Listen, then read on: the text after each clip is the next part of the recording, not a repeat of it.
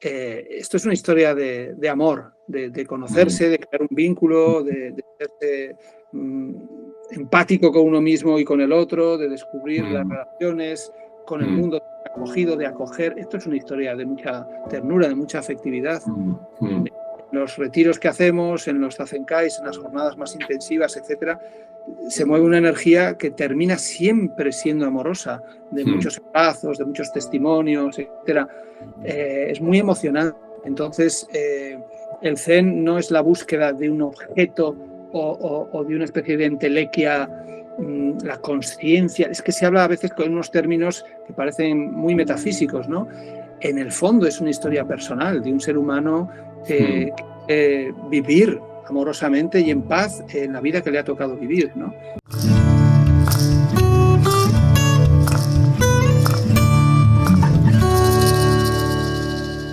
Hola, muy buenas, ¿qué tal? Bienvenidos, bienvenidas de nuevo a este canal. Hoy traigo una persona muy especial en esta sección de entrevistas, ya es la tercera entrevista, y se trata de Juancho Calvo. Hola, Juancho. Hola, ¿qué tal? Bueno, lo primero de todo, muchísimas gracias por acceder a la entrevista. La verdad es que es todo un honor y todo un placer tenerte aquí. Bueno, un placer para mí y muy fácil. Si lo hacemos fácil, yo encantado. Sí. Bueno, Juancho, tengo por aquí la chuleta. Si hay algo que sobra o que falta, me lo dices, ¿vale? Vale. Bueno, Juancho es licenciado en Bellas Artes, es director y guionista de cine y televisión, también docente de interpretación, y hace más de 25 años que conoció la meditación Zen. Y hace... ¿Cuántos años llevas con la comunidad de Zen y Vida? Pues como tal, celebramos hace poquito 7 años. Es verdad, los 7 años, sí. Bueno, creo que hace 7 años la sanga zenivida.com y además es terapeuta Gestalt, como yo, y como yo también se está formando en el programa SAT. Y bueno, lo primero que quiero decir antes de la entrevista es, bueno, hablar un poco de ti, Juancho, y cómo fue nuestro encuentro, ¿no? De una manera así fortuita. Y bueno, fue muy bonito porque enseguida conectamos, ¿no?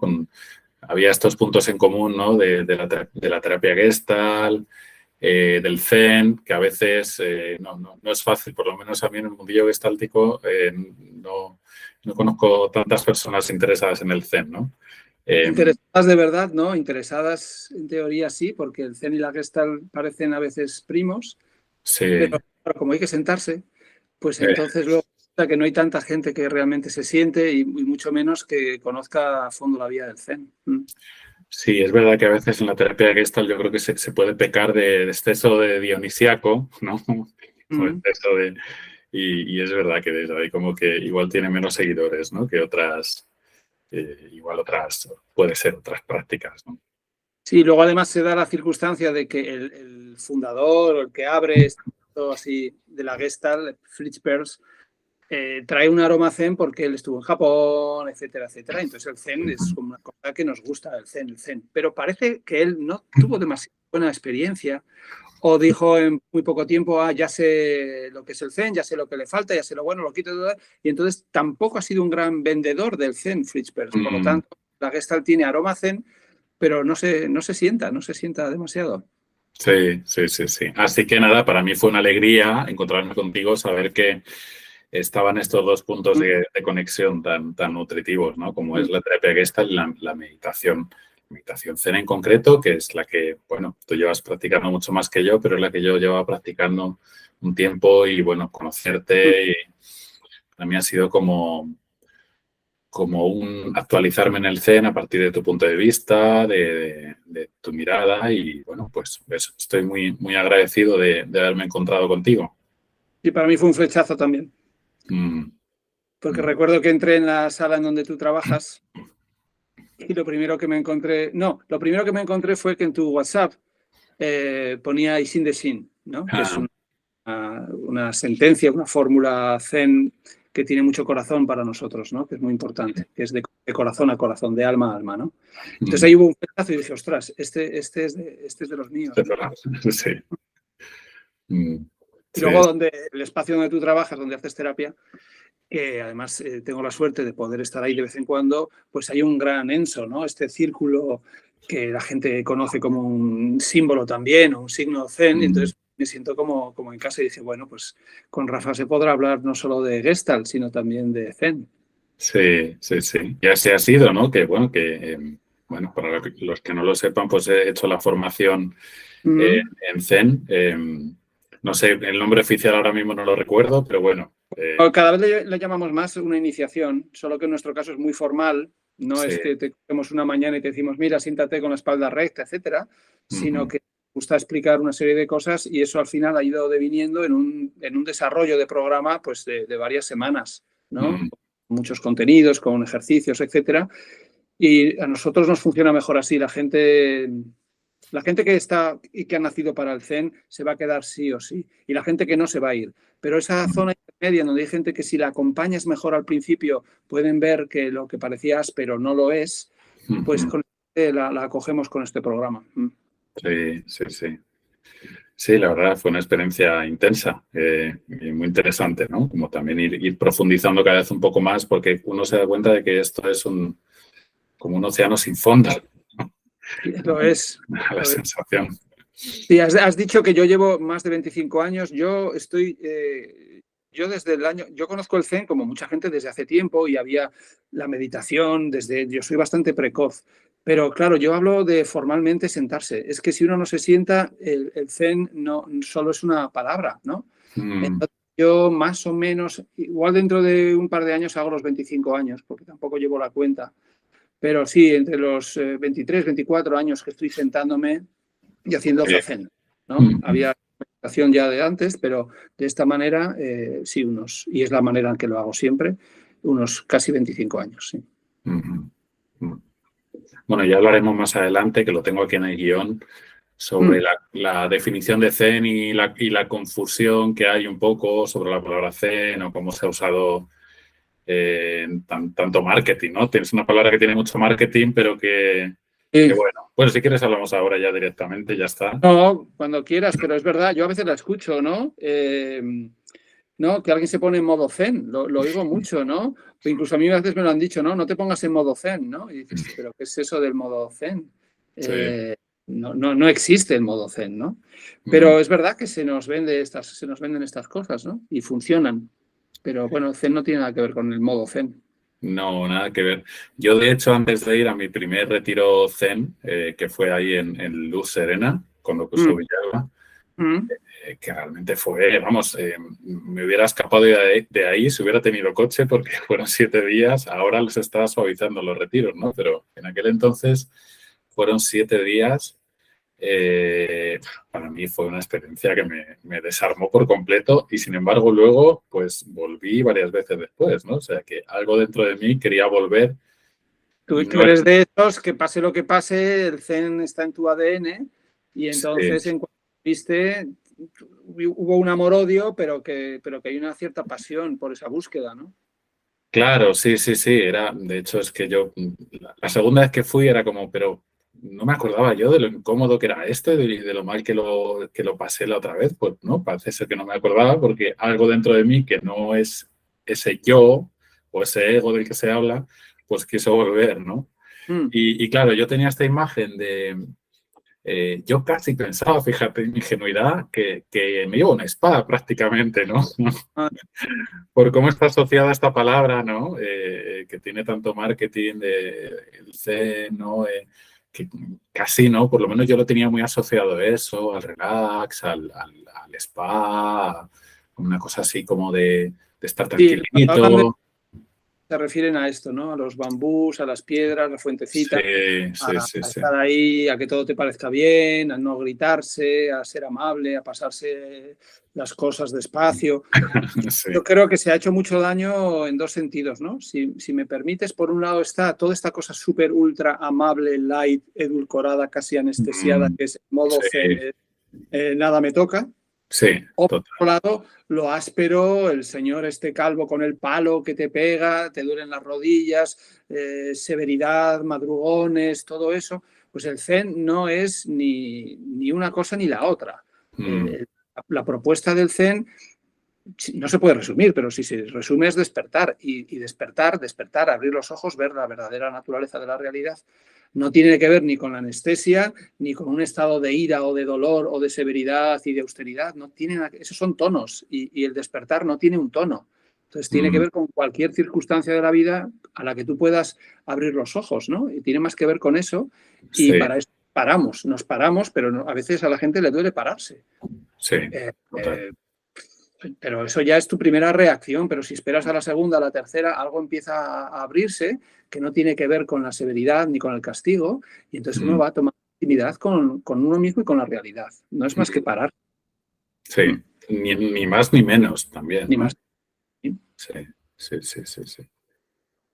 Pasa que vamos tan rápido y la sociedad va tan rápida, no ahora, siempre, siempre, porque no es nuevo. El Zen no es nuevo, el deseo del modo Zen no es nuevo y el miedo al modo Zen austero no es nuevo. De siempre ha habido personas que se sientan a meditar, ¿no? El Buda Shakyamuni, podríamos decir que es donde empieza todo, pero ya antes que él ya había personas que querían investigar cómo ser felices y parece ser que hay una angustia existencial o una serie de problemas y no necesariamente hay que estar en el siglo XXI, podía estar en el siglo XII o en el siglo III, Mm, aquí o en Rusia, ¿no? O en el Polo Norte y darte cuenta de que las cosas no van como tú quisieras y que no eres profundamente feliz.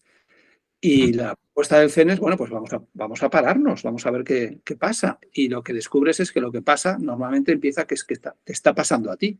sí, Ahí es sí, donde el CEN y la Gestalt se pueden mirar cara a cara y decir, ah, mira, ¿qué tal? totalmente. ¿No? Yo me Sí, paro y digo, ¿qué te pasa? ¿Pero qué te está claro. pasando ahora? ¿No? Entonces la investigación del CEN tiene que ver con eso. Sí, sí, sí, Y totalmente. es muy universal, no es de estos tiempos locos, ahora necesito un modo Zen. Mm, Persona siempre se ha buscado porque ha dicho, creo que no lo estoy terminando de ver claro. sí, Y entonces uno lo que descubre es que no tiene claro qué es lo que no tiene claro y que no sabe muy bien quién es y que entonces si no sabe uno quién es, si el instrumento no está claro, no puedo estar en el mundo y entonces uno va clarificando todo eso. Y el Zen te propone una vía, hay otras, te propone una mm, vía para que clarifiques qué es tu vida. mm, Y esto, mm, claro, es clave, eso es fundamental, ¿no? sí, sí.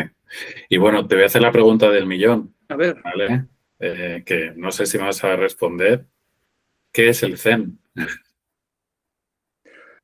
pues no puedo responder porque como es una experiencia, como no es una doctrina ni una Mm, filosofía, aunque hay doctrina, por supuesto, y textos maravillosos, ¿no? En nuestra sangha, en nuestra comunidad los estudiamos porque hay de aquel que no sea capaz de coger las palabras de un maestro y revisarlas y estudiarlas y profundizar, ¿no? mm, Eh, maestro antiguo, si es un maestro sabio, ¿no? Pero no es doctrina, no es filosofía, no es literatura, es una experiencia tan viva como el vaso de agua que tú te acabas de tomar, ¿no? Entonces, mm, ¿qué es ese vaso de agua? Pues, mm. pues, pues bébetelo, a ver qué es, ¿no? Sí, sí. Desde luego es una vía, es una propuesta muy, muy antigua que se vuelve nueva en el momento en que tú te sientas. No se basa en que te sientes y te quedes sentado, sino que tú te sientes a investigar, vamos a decir investigar, para que luego te pongas en marcha. Si no te pones en marcha, no tiene sentido. El Zen, desde luego, y cada vez menos, su propuesta no es que te vayas a una cueva, que te encierres y que te quedes ahí mirando si los pensamientos vienen y van, ¿no? Sino que salgas Mm, al mundo en donde sientes, piensas, hablas, te sí. relacionas, tienes proyectos, retos, dificultades. Bueno, no sé, bueno, claro, conocerás, no sé de quién es esta frase que a mí me encanta en Buda está en la escobilla del váter. No, no sé quién la dijo, Yo pero me gusta mucho, ¿no? Porque habla justo de esto, ¿no? De cómo la práctica se va llevando a lo cotidiano, a la vida, ¿no? La interacción con los demás, sí, ¿no? Si no, no no sé tiene quién, sentido. claro, no, no. Y es importante además recalcarlo continuamente. En nuestra sangha, como tú has dicho, se llama Zen y Vida, porque no se trata de que nuestra vida se oriente hacia el Zen, sino ver este Zen Mm, cómo orienta cómo orienta mi vida, cómo oriento mis pasos, ¿no? Esto de la escobilla, me viene ahora rápido, que no sé quién lo dijo, pero sí que parece una transliteración, ¿no? Una decodificación de un koan zen chino, que cuando el discípulo le pregunta al maestro qué es el zen, ¿no?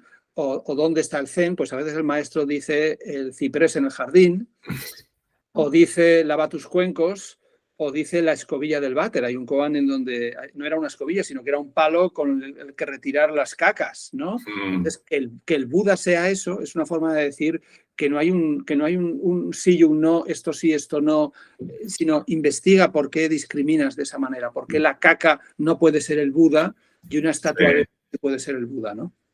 Sí, totalmente. Sí, ¿Qué es el zen? Pues el vaso de agua que te acabas de beber. Me encanta. Sí. Oye, y cuéntame cómo, bueno, háblame si quieres de tus inicios en la meditación o tus inicios en el Zen, pero cómo fue forjándose dentro de ti, ¿no? Como esa experiencia interna, esa sed de búsqueda. Ya. Pues no sé si yo he hecho mucha memoria y desde luego sí he hablado de esto, pero también me gusta poder reflexionar. Mi contexto familiar fue muy favorable a esto. Cuando yo empecé a dar señales, no se me dijo a dónde vas con esta chorrada, ¿no? Yo, por ejemplo, soy licenciado en Bellas Artes y cuando yo dije quiero hacer Bellas Artes, no me dijeron, bueno, eso es una tontería. Estudia Derecho o Medicina, ¿no? Dijeron, mira qué interesante, ¿no? O yo, la música me ha gustado siempre, entonces he estudiado música y yo, mi instrumento ha sido una batería. Cuando yo quiero tocar la batería y en mi casa, y tú también tocas la batería. Otra cosa que nos une también, que luego nos dimos cuenta después. Es un instrumento muy zen, te diría, la batería. Puede ser. Desde luego se cruzan todos los hemisferios y es muy... Sí, sí. Y cuando a mí me compran una batería, no me dicen, no, una batería no, no sé, una guitarra, ¿no? Que hace menos ruido. O sea, en mi casa se ha favorecido lo que ha sido mi deseo. Yo ahí tengo mucho agradecimiento. Y yo empecé muy pronto haciendo, pues, control mental, el control mental de Silva, ¿no? Me llevaron mis padres. Relajación. Yo me acuerdo con mi padre hice como una formación en regresiones mentales cuando casi nadie hablaba de esto y yo posiblemente tendría, seguro, 16, 17 años. Y me acuerdo estar haciendo Reiki a tomates y en casa quitando los dolores a la gente o los amigos, encontrando cosas con el péndulo, esas cosas muy precoces, como digo, pues igual tendría eso, 15, 17 años, pero yo no hacía una meditación formal. Era como muy espiritual, pero todavía no tienes un camino y si no hay una vía y un maestro, pues es muy, muy difícil. Fue más adelante que ya empecé a darme cuenta que esto de la espiritualidad y la New Age, que me interesaba muchísimo, había estado en Estados Unidos con reservas americanas, o sea, de indios americanos, haciendo rituales. Todo estaba muy bien, pero la New Age, si no se centra, y cuando apareció el Zen en mi vida... Es como un buffet, como un bufete libre, ¿no? Sí, sí, ir de compras. Buffet se dice, no bufete. Buffet, sí. Pues en ese yo fui de compras y puedo decir que he hecho de todo. En ese sentido, me lo he leído todo, he hecho aikido, constelaciones familiares, tantra, de todo. Pero hasta que no entra el Zen, no se coloca como un eje en donde, bueno, luego puedo decir esto sí, esto no, y además el Zen siempre, ¿no? Sí. Y eso fue, pues, parecido a lo que tú me cuentas, con un sesshin que hice con una tribu Zen y que fue una salvajada, porque yo no tenía ni idea y a mí nadie me dijo nada, sino siéntate aquí. Lloré, yo recuerdo estar frente a la pared llorando, eran bastante severos con Kyosaku, con mucho ritual, oryoki, comiendo, o sea, me metí de lleno en el siglo XII japonés. Esto fue en Ávila, no, en Cuenca. Me creí morir y, sin embargo, mi corazón se encontró consigo mismo. Es que me recuerda tanto esto que dices a mis experiencias que justo yo lloré también en ese primer retiro, ¿no? Pero también hubo una apertura, tuve la suerte de que ahí, no digo que fuera un kensho, que fuera una, pero hubo un ladrillo que se cayó del muro de la mente, ¿no? Tuve maquios, bueno, esto es igual muy técnico, ¿no? Pero fue una experiencia muy potente y dije, madre mía, qué infierno, y en este infierno yo quiero entrar. Salí diciendo, vuelvo, y entonces ya no paré. Me compré un zafu, empecé a comprar libros, a buscar sangas, y entonces empecé a probar todas las sangas habidas y por haber, a ver si encontraba mi hueco, mi sitio, pero yo ya me sentaba, y ya estaba oyendo un poco de un maestro a otro hasta que he encontrado todo eso, pero aunque fue muy duro, y desde esa experiencia de dureza es desde donde yo me gusta iniciar a la gente desde otro lado precisamente para que no tengan que pasar por eso, que es una insensatez. Es como que alguien dice, quiero aprender a nadar y lo tiras en mitad del océano. Y dice, ya aprenderá. Pues seguramente, ahoga, ¿no? Y poco a poco, lo del Zen ha sido una cosa tan natural que ahora es inseparable de mi vida. Mi vida está orientada de esa manera completamente, ¿no? Ya desde hace décadas. Sí. Sí. Bueno, hablabas de esto de la nueva era, la New Age y todo esto, ¿no? Claro, a mí el Zen, lo que realmente conectó de verdad conmigo es que, bueno, no tiene esta cosa como que muchas espiritualidades, y lo pongo entre comillas, que son como formas camufladas de narcisismo, que están muy como en una cosa muy poco conectada con la realidad, como que tiene que ver con creencias muy mágicas y en fin, hay todo tipo de cosas, ¿no? Y mucho vendehumos en todo esto. Entonces el Zen como que sentí que era mi camino en el sentido de que están las dos cosas, ¿no? No reniega de hecho, ¿no? Lo cotidiano, es ahí donde, ¿no? Es ahí, en la escobilla del váter, es ahí cuando quito las cacas a mis gatos, que tengo aquí en mi jardín Zen también, y cuando lo estoy quitando, digo, es ahí cuando estoy con la práctica, ¿no? O como cuando se habla en el Zen del Samu, ¿no? Del trabajo consciente, cuando estoy limpiando mi casa, ese tipo de cosas, ¿no? No en una idea supuestamente elevada, no sé qué, ¿no? Que siento que cuando me hablan de esto es como que si no me estuvieran hablando como si no fueran seres humanos los que me están hablando, ¿no? Entonces, bueno, desde ahí sí que siento, desde mi perspectiva subjetiva, claro, pero como que hay mucha verdad en esta práctica y también desde ahí como que para mí confluye muy bien con mi práctica en la terapia, con la terapia Gestalt, ¿no? Como que también pues la meditación a través del Zen, del Zazen, es como algo que necesito practicar también, o que necesito como tenerlo muy presente también de cara a mi trabajo, porque sí que siento que esto para mi trabajo también es un plus, ¿no? Fundamental. Bueno, señalas hacia algo que es histórico ya en todas las tradiciones, todas, y en el Zen también. Siempre hay que detectar este problema en el practicante, la persona a la que acompañas o en el maestro, etcétera, ¿no? Por un lado, la propuesta, la invitación del Zen o la vía del Zen, el camino, ¿no? Hay un camino, pone Zen, y entonces sigues este camino, pues es radicalmente no dual. Entonces, el problema es que muchas de las otras escuelas o propuestas o ideas o técnicas o lo que sea suelen ser muy duales. Bueno, ya hablamos de esto, ¿no? De lo que ahora está pasando con la espiritualidad, ¿no? Pero hay demasiado mensaje de lo terrenal y lo celestial, demasiado mensaje de esto, demasiado mensaje de lo bueno y lo malo, de estar aquí y llegar allá, de soy un ser dormido, tengo que despertar. Esto es. Todo eso. Entonces el Zen ahí es tan radical, ¿no? Este supuesto ser ordinario que se va a una cueva, que practica la meditación y entonces se ilumina. Pues el Zen dice, no, más allá. Bueno, pues después de que se ilumina, baja al mercado y se rodea con lo ordinario, y entonces pues el Zen dice todavía, no, más allá. Y es que lo supuestamente ordinario y lo supuestamente iluminado son no dos. Y son no dos, ni siquiera hay una otra orilla a la que tú tienes a base de una técnica y con ayuda de no sé quién para llegar, y luego tienes que volver para coger a tus amigos y llevarlos a ningún lado. Entonces es tan radical en el despertar a esta verdadera naturaleza de este momento, aquí y ahora, con tu posibilidad de ponerte en funcionamiento, de dar la respuesta apropiada a este momento con lo que soy, con mi cuerpo, con mi respiración, con mi mente, con mi trabajo, con mi familia, con mi voz, ¿no? Que parece que no haya que ir a ningún sitio. Y entonces es ahí donde entran otros, pues entonces, pero esto es muy antiguo en el Zen, pues entonces no medito, voy simplemente a limpiar las cacas de los gatos y voy simplemente a limpiar mi casa, porque como ya soy un Buda, pues entonces es el Zen del día a día. Y dices, no, hay que sentarse. Pero entonces, ¿para qué me tengo que sentar si Buda? Y ahí es donde empieza la investigación, ¿no?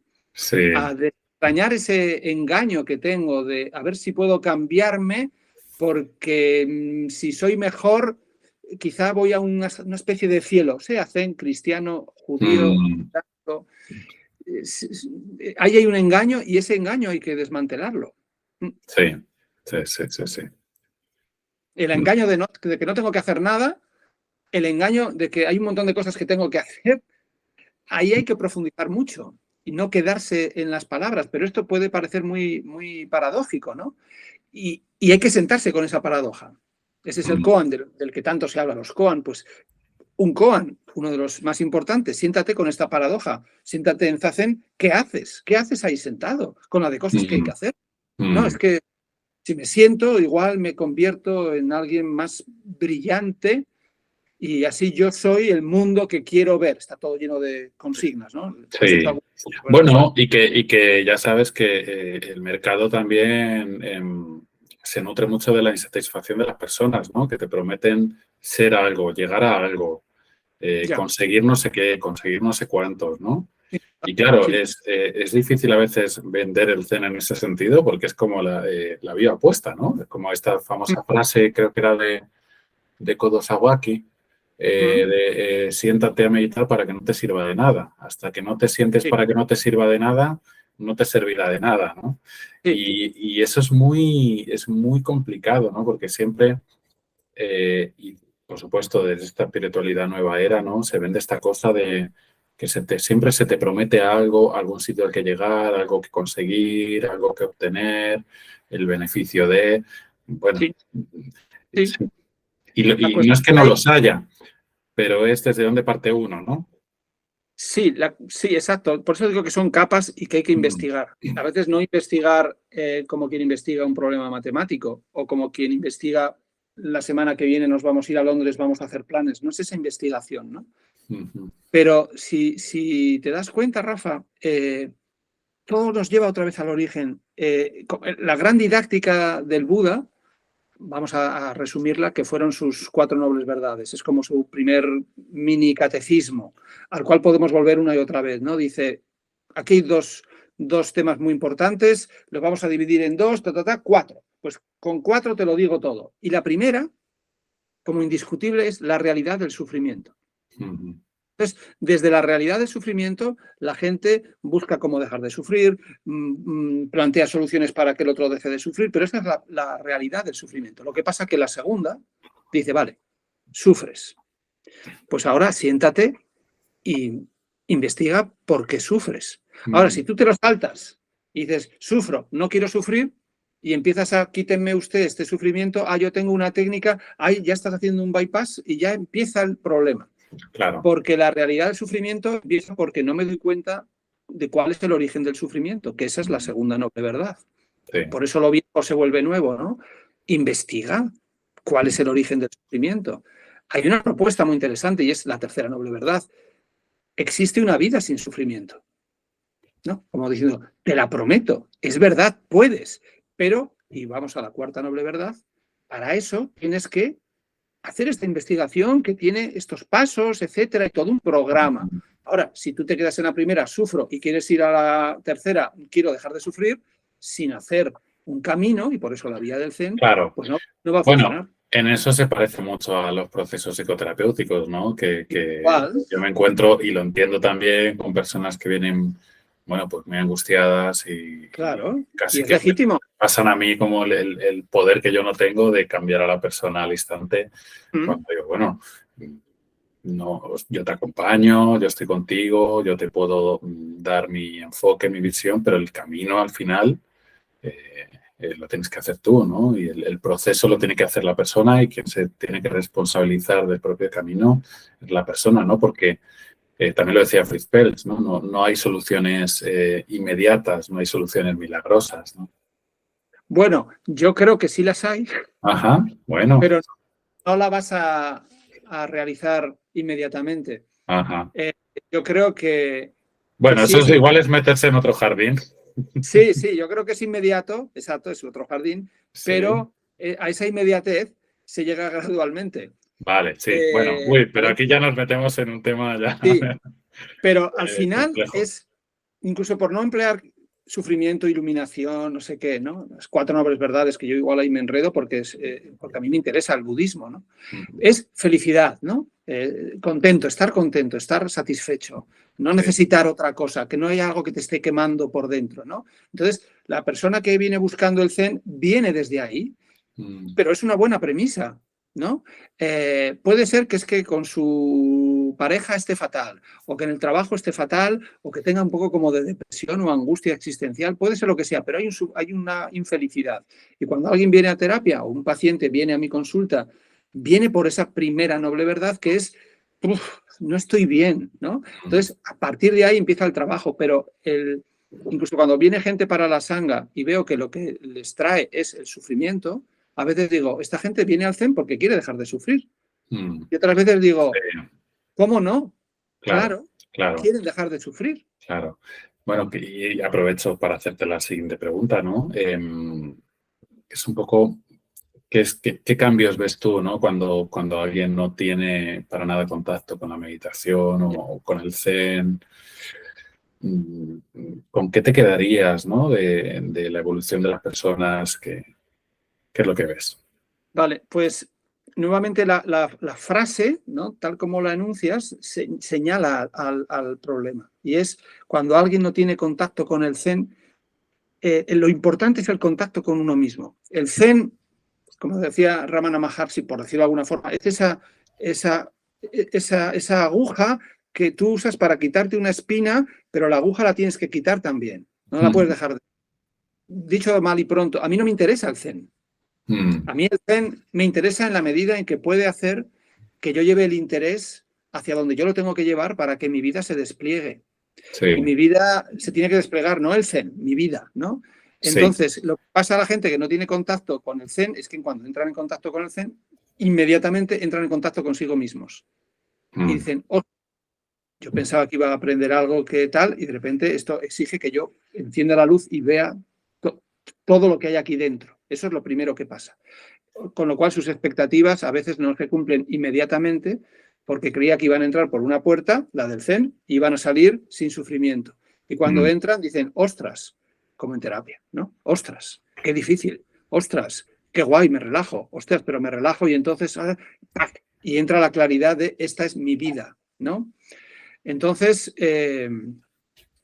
lo que pasa es que la gente lo que se encuentra es con ellos mismos. Y se encuentran, por suerte, no solo con su sufrimiento, sino también con su dicha, Sí, con su verdad, con su esencialidad, con su silencio interno, sí, llámese el X. Y cuando se encuentran con eso, entonces empiezan a poder encontrarse con el mundo. sí. Antes es imposible.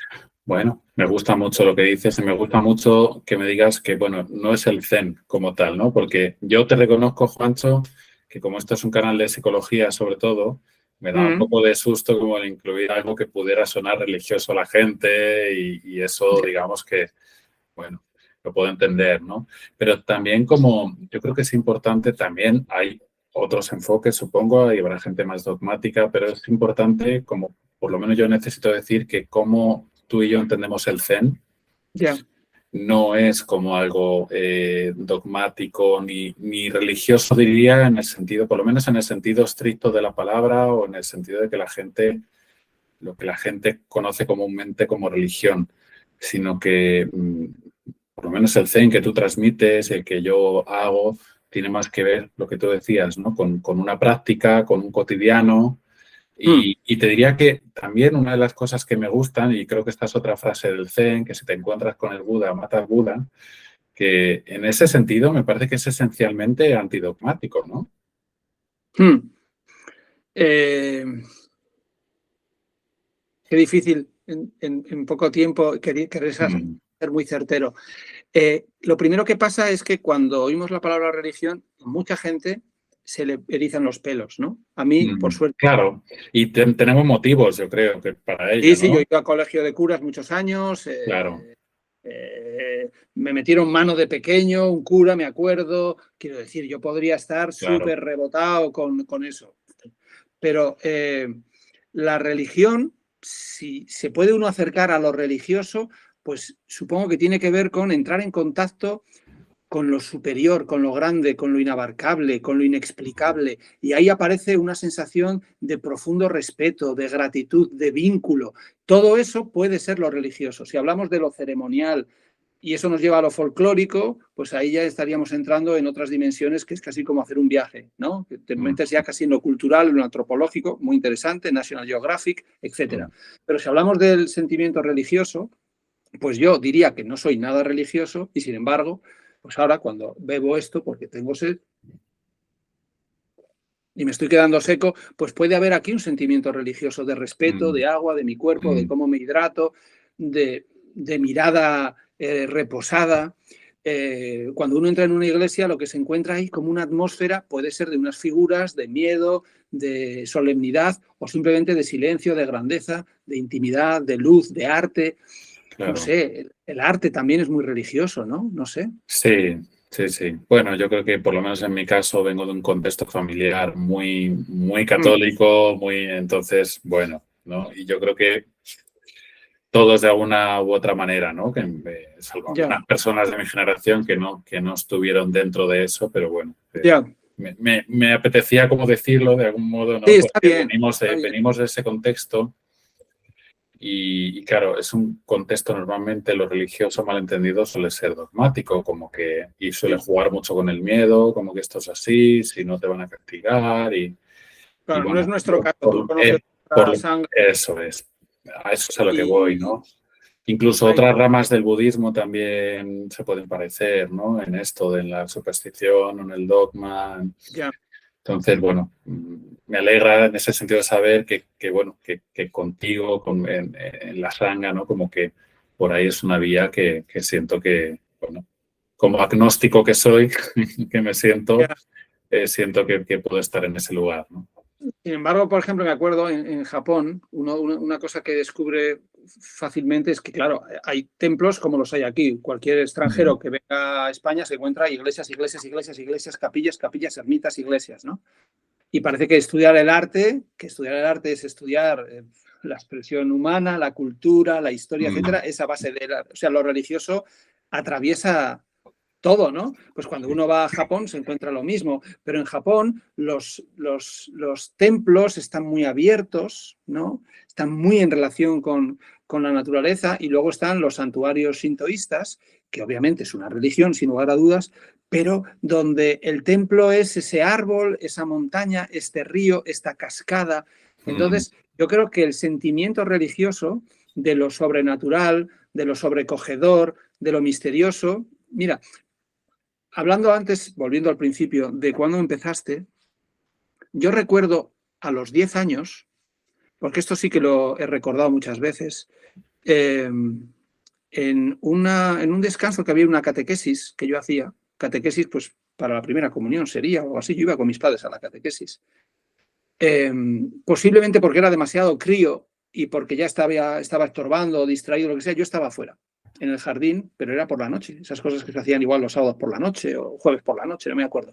Y yo estaba mirando con mis amiguitos, me acuerdo, Quique, Iñaki y Javi, me acuerdo perfectamente, y yo les preguntaba, ¿las estrellas? Y después, y el infinito. Yo tenía unas preguntas que ellos me dijeron, por favor, ¿no? Es que nos estás rayando, ¿no? Pero ¿cómo? Yo no podía con eso y tenía mucha... Te entiendo perfectamente. Mucha búsqueda de... Pero, igual. Claro, ¿quién ha hecho esto? Pero esto y nosotros somos una cosa pequeñita dentro de tal. Ahí ya empieza un sentimiento religioso y yo no me considero religioso. Sí, a mí de hecho, fíjate, a mí una de las cosas que he visto que más me han hecho conectar me gusta más la palabra espiritualidad, Sí. Fue la serie de Carl Sagan, Cosmos, ¿no? Claro. claro. Que fíjate, ¿no? Que él hablaba mucho de la ciencia y tal, pero yo creo que este hombre estaba muy abierto al misterio, muy abierto a, si quieres, lo espiritual, por todas las reflexiones que hace, ¿no? Imagino que conoces esto de, ¿cómo es? Un punto y pálido, un punto de color azul pequeño y pálido. No sé Mm, si lo No, conoces. sí, Eso es es muy... cuando la sonda Voyager ya estaba muy, muy alejada de la Tierra. Entonces Carl Sagan pidió que la sonda diera media vuelta y le hiciera una foto a la Tierra. Y entonces la Tierra la definió como eso, un punto azul pequeño y pálido.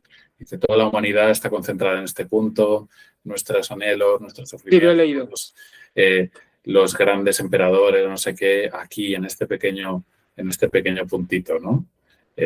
Y me parece una reflexión maravillosa, ¿no? Que a mí sí que es ese Sí, tipo de reflexiones y me conecta, ¿no? Como con esa trascendencia, ese anhelo de trascendencia del que sí, habla. la primera religión, sin duda, es el mismo, ¿no? Es la ecología, es la tierra. Mm, Esto es algo primitivo. Entonces, de ahí surge, ahora hablar que si la religión, etcétera, bueno, pues mira atrás y date cuenta de que la religión surge del ser humano en un deseo de darle sentido a lo trascendente. ¿Qué se hace con eso? Es otra cuestión, ¿no? Es con la que hay mm, bastantes problemas y cada vez más. Pero el sentimiento religioso de estar de alguna forma conectado a un misterio que nos une mm. a todos, que es algo mayor que la suma de las Sí, partes. sí. Esto yo lo tengo, sin embargo, yo me acuerdo que una de las cosas que tú me dijiste, o nos dijiste una vez, de las primeras veces que tú ibas a la Sangha, en nuestro centro dijiste, pero no tenéis ninguna estatua de Buda.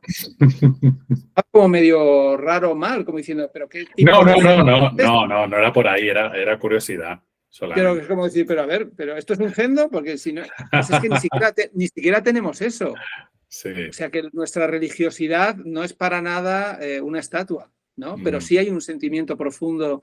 Nosotros sabes que vamos de vez en cuando a limpiar el Parque del Oeste de forma anónima, altruista, simplemente hacemos un SAMU en silencio y vamos en grupo y limpiamos un domingo por la mañana o lo que sea, limpiamos el parque, ¿no? Cogemos basuras. Bueno, basuras, bragas, condones, mm. tampax, jeringuillas, Uf. latas, lo peor.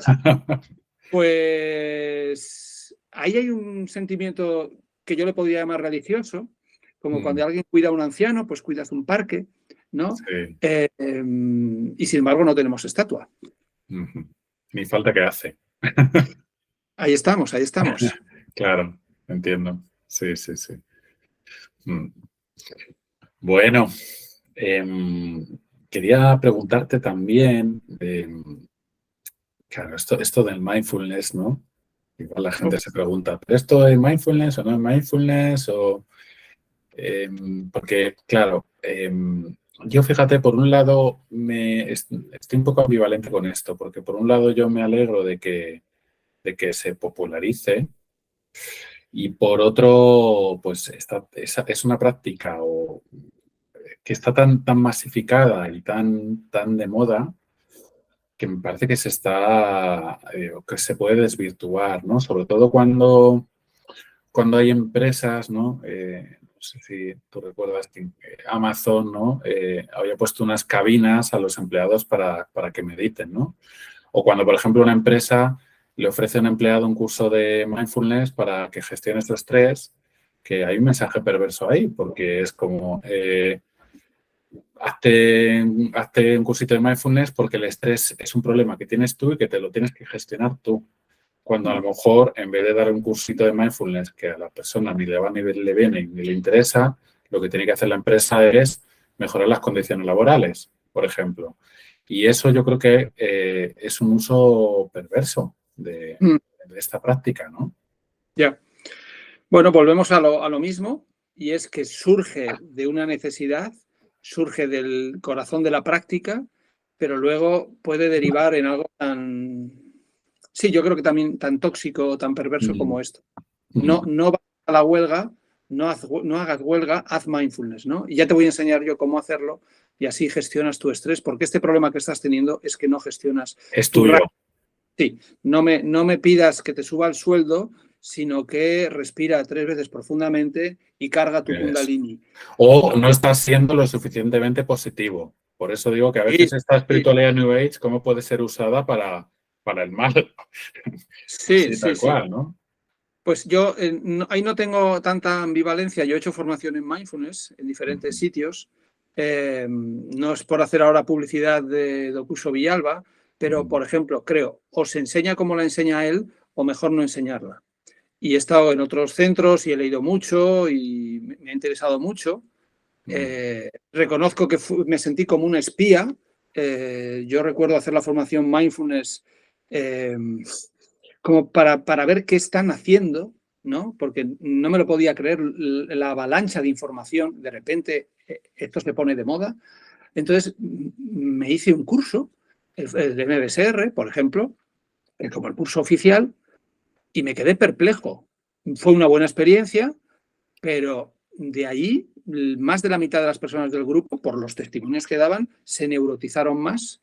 pensaron que esto era dejar la mente en blanco y parar los pensamientos, y lo que había pasado es que habían entrado en contacto con un flujo de pensamientos que ya no podían parar, con lo cual estaban peor todavía porque encima creía que lo hacían mal, no terminaron de entender, y luego de ahí lo que podían es pasar a otros niveles de mindfulness para tal, mindfulness en el contexto de tal, mindfulness, que no voy a decir que está mal, pero por Dios, qué mercado de mindfulness. Claro. No, bueno, yo a mis pacientes a veces les recomiendo que hagan el MBSR, ¿no? Yo Mm. lo hice y yo, por ejemplo, no tengo mal recuerdo. No es, para mí es una herramienta, depende cómo la uses, ¿no? Para mí tiene más que ver con eso, ¿no? Depende del uso que se le dé a la herramienta que tengas, ¿no? Yo lo recomiendo como buen soporte, pero para mí el problema es el des- eh, como quién lo da o desde dónde o cómo se puede llegar a desvirtuar el mensaje, ¿no? Porque entiendo Yo que... Dime. tengo serias dudas, Ujú. porque luego ha habido una, como digo, una avalancha de personas que a base de enseñarlo han enseñado a otros que pueden ser también enseñantes y entonces Claro, la sopa de la sopa de la sopa de la sopa, y ¿no? entonces, madre mía, y al final lo que pasa no es solo desde dónde se hace, que también, si es por el dinero o tal, los precios cada vez van bajando. Ahora ya no es 8 secciones, yo te lo hago en 6, te lo hago online, no es todo Mm, eso que sin duda para mí hay un grado de perversión. Vamos a decir, el Buda Shakyamuni se llevaría las manos a la cabeza, ¿no? mm, Que ahí es donde entraría diciendo que habéis hecho con la casa de mi padre, ¿no? Y mm, desmantelaría ese templo, sino también al servicio de qué se pone. Y entonces, como precisamente la búsqueda cuando uno se sienta es descubrir a este ocupa que está queriendo hacer todas las cosas para su propio servicio, como precisamente el mindfulness se está muchas veces presentando para que éste tenga una herramienta más para hacer esas cosas que quiere hacer para su propio servicio, muchas veces se engorda que es precisamente a quien el Zen quiere de alguna forma adelgazar. Por eso lo claro, del crecimiento personal tiene más que ver con el decrecimiento. Y el sí. mindfulness no está muy por la labor del decrecimiento, creo. Claro, es como que tiene que, para que funcione, debería quedar más explícito su ética o debería ir acompañado de una cierta ética, ¿no? Entiendo. No sé si Eh, esa es la palabra. yo creo, yo lo llamaría Dharma, Ujú, pero básicamente es que lo más estupendo que ha hecho el mindfulness, en mi opinión, es democratizarlo, mm, acercarlo a la gente diciéndole, no es religioso, es científico. Y entonces hay gente que, ah, sobre todo en mm, Occidente, que ha claro, aliviado, sí. pero, pero de repente lo han dejado tan café sin cafeína, tan cerveza sin alcohol, que dices, oye, perdona, es que si le quitas esto, que no tiene por qué ser religioso, pero es la enseñanza, la verdadera investigación, los que dicen que saben es aquello que, o sea, si tú vas a Barcelona y no ves la Sagrada Familia, y no ves el Parque Güell, y no ves la Barceloneta, y no te vas a un sitio y te tomas algo con pan con tomate y tal y que cual, llega un momento en que dices, pero entonces tú, cuando fuiste a Barcelona, ¿qué hiciste? Claro, sí, ¿No? sí, sí, Entonces, al sí. quitarle ese asunto tan fundamental, pues ahí aparece una especie de meditación de marca blanca, Mm, eh, vaciada, totalmente desnaturalizada, aprobada por la ciencia, pero a mí qué más me da que me pongan las cosas aquí en la claro, cabeza. es de lo que hablaba, no recuerdo quién lo dijo, pero que me gustó mucho como metáfora el mindfulness del francotirador, ¿no? Sí. Como, sí, yo puedo estar muy aquí ahora, muy presente y tal, pero ¿qué estoy haciendo con eso, ¿no? ¿Para qué lo hago? Sí, sobre todo es, y cuando digo al servicio, no es solo el para qué, sino para quién. ¿Quién se está poniendo en marcha?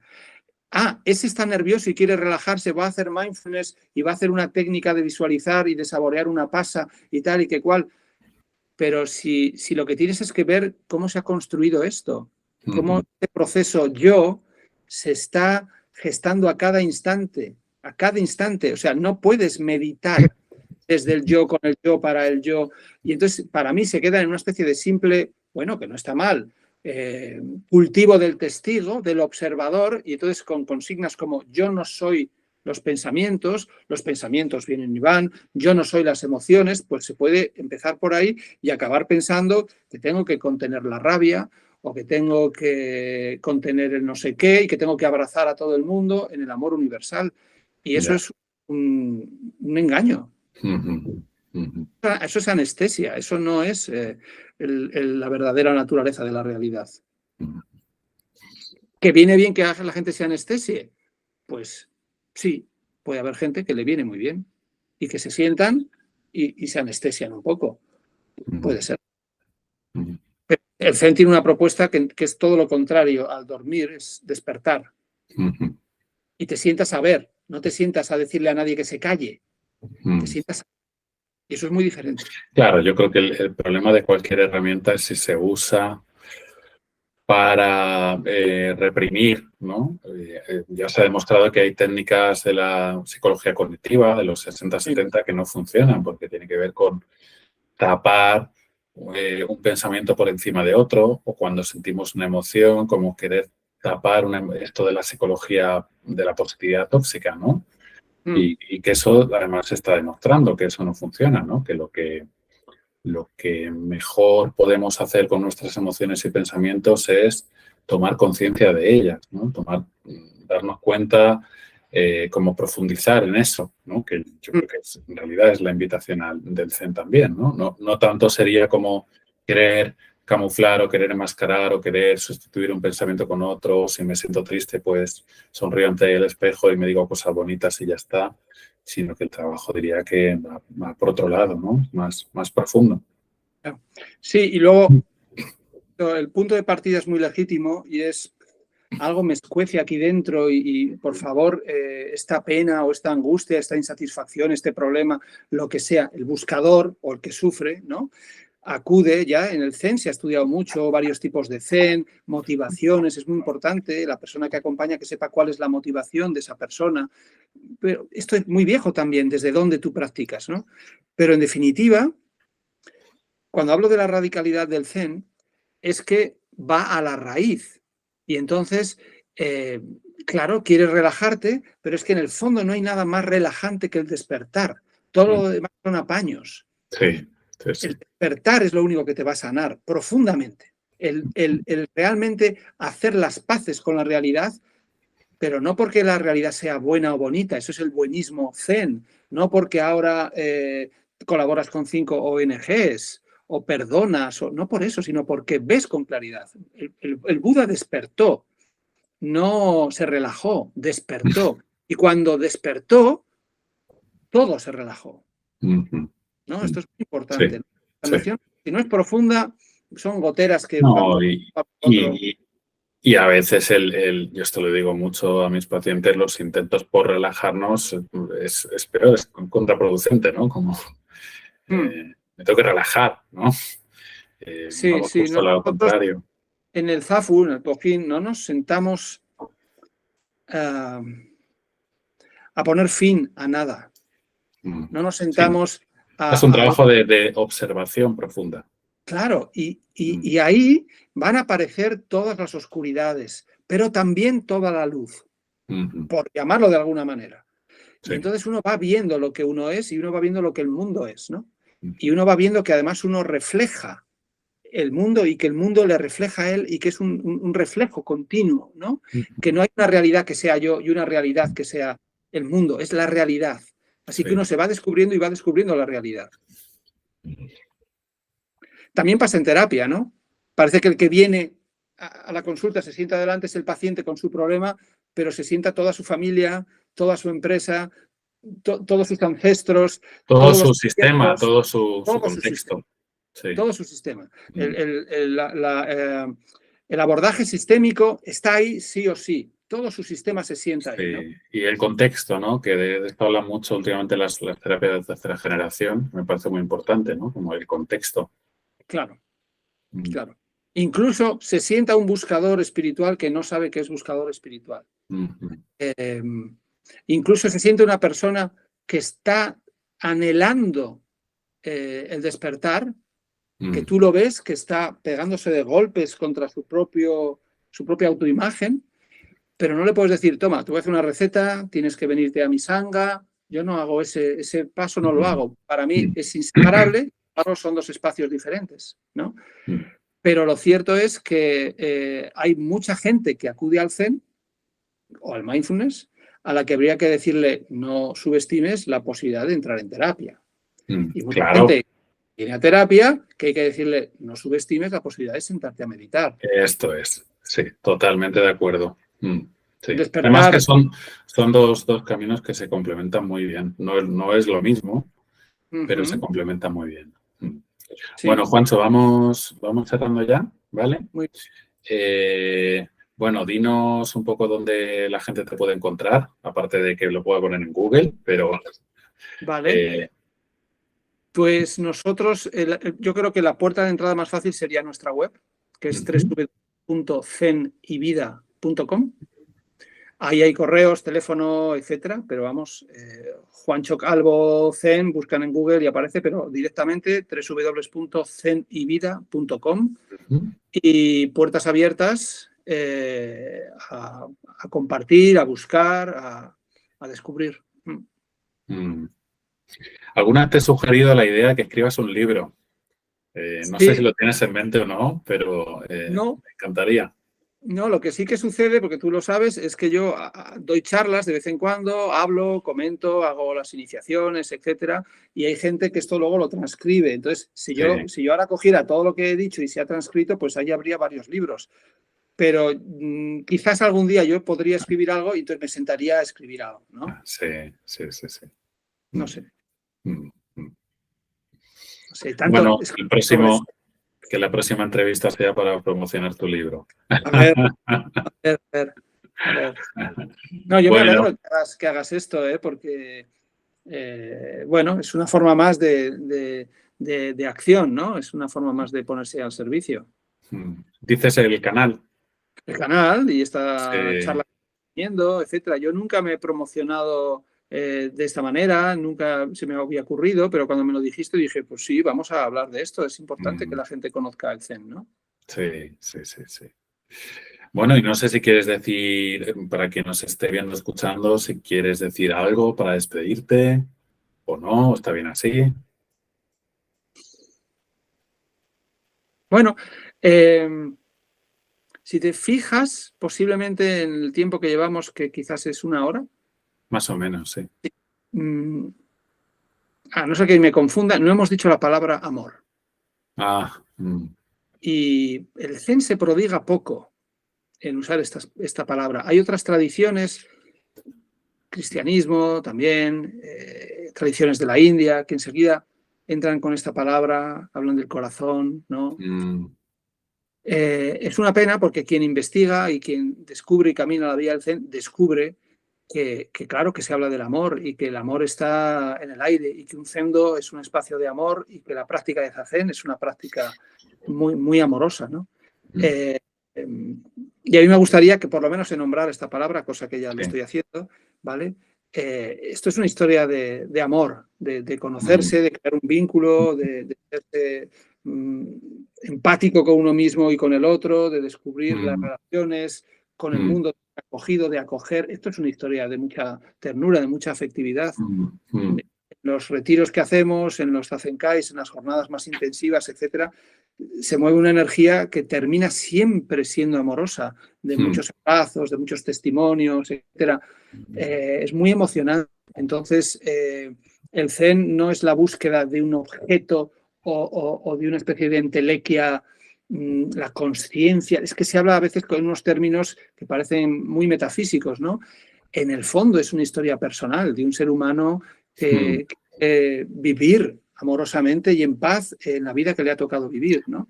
Sí. Y esto es importante, ¿no? Yo creo no perderlo de vista. Sí, sí. Gracias también por decirlo. Sí, yo creo que cuando uno va practicando y se da cuenta de que uno no está separado de nada, que si yo hago daño al otro también me lo hago a mí, que si yo hago un bien al otro también me lo hago a mí, ahí es cuando, por lo menos desde mi experiencia, uno conecta con ese amor profundo que nada tiene que ver con ese buenismo del que hablabas, ¿no? Para mí tiene que ver con esa conciencia clara de la interconexión de todo con todo.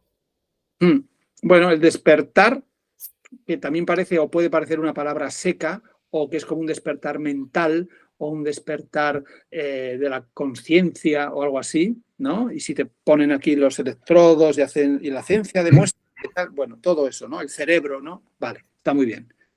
¿No? El hombre más feliz del mundo, ese tipo de cosas, esos anuncios que llegan, el Dalai Lama, ¿no? El modo zen, todo eso, al final, el despertar es un despertar del corazón, es un despertar.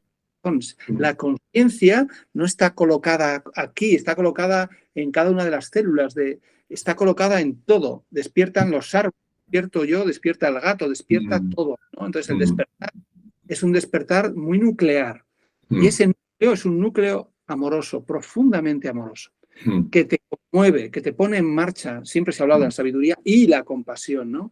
Pues son inseparables, son inseparables. Esta luz del despertar es una luz amorosa, ¿no? Eso creo que es un buen final, que en el Zen se habla. Sí. Bueno, Juanjo, pues oye, muchísimas gracias, la verdad. Todo un honor que hayas accedido.